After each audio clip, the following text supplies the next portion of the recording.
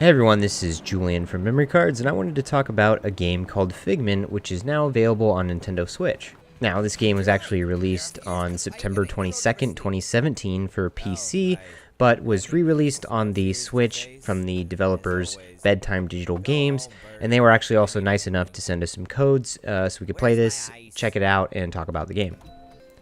So the first thing that might catch your eye in Figment is how gorgeous the visuals look.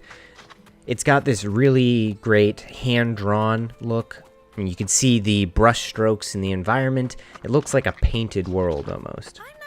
The main character, Dusty, reminds me of something that you would find on Etsy or something that someone knitted. You know, he doesn't have like a particularly ragdoll look, but he just reminds me of sort of like a stuffed animal.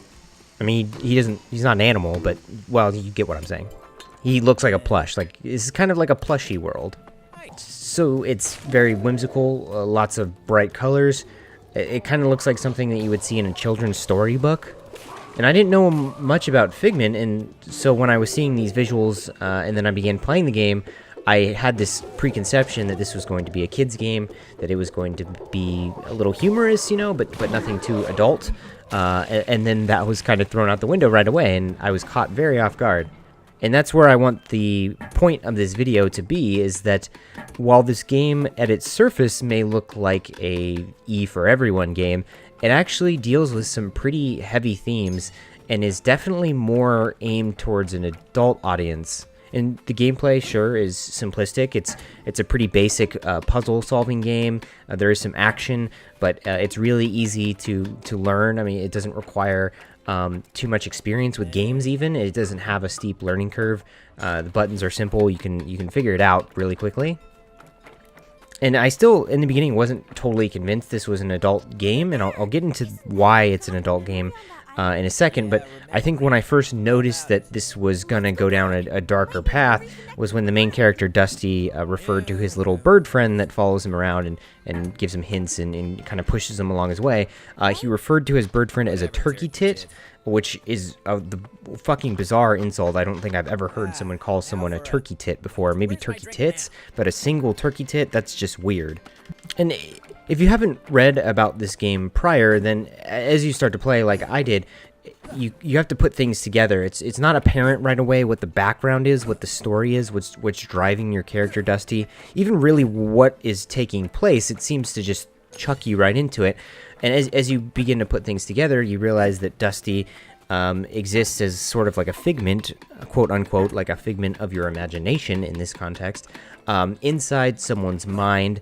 And this person, I began to think was like a drug addict of some sort, because there's hints to addiction and maybe alcoholism. Dusty carries around a martini glass, or his whole idea of a good time is just to sit around drinking his martini. But then you begin to realize that what Dusty's goal is to help clear this mind that he exists in. That's a very whimsical, imaginative, creative place. It's suddenly full of disease and depression and anger and disgust.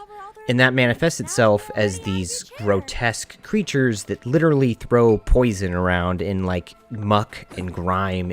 And thus begins your quest. You take Dusty through these polluted areas of this person's mind, helping clear them up by solving puzzles and defeating monsters.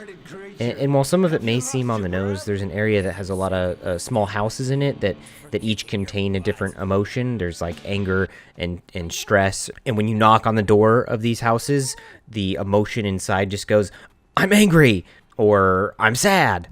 It doesn't really convey those feelings other than just yelling what they are, which is weird and kind of ineffective. But the overall message is that even though you may have a mind that is polluted with all of this negativity, that there is light, that you can figure out how to rid yourself of those things and live a better life. So it's clear that the developers of this game wanted that message to be conveyed, and I think delivered a package that does so. The art direction is so good here. It's so colorful, and it's so nice to look at, considering so many games we get these days are just gray and dark and full of shadows. And yes, those games do have their place, but it is nice to see something that feels more like a art project. And the last thing I want to mention is how good the music is in Figment. It's really something that ties everything all together. It's really creatively done, and it seems to flow with how you're playing the game and fits within it very well. And I don't want to spoil too much about this game. I'm really only going to show stuff from the first 20 minutes or so, because I think this is a game that you need to experience from beginning to end to truly get its full effect without being spoiled. And it's also not a very long game. It takes about 6 hours to complete. So remember that also. If you're looking for like a deep hours and hours and hours long experience, you're not going to get that with Figment. You're going to get a 6-hour experience that is actually pretty worth your time. So I hope you enjoyed this video and learned a little bit about Figment, and maybe that swayed you to try the game out. Please let us know in the comments what you think about this game. If you've played it, what are your thoughts? If you haven't played it and are thinking about doing so now, please comment below. Also, why not like and subscribe? Also, we just announced a giveaway, so check that video out to learn about that. Follow us on Twitter, you know, all the good stuff, and we'll see you in the next video.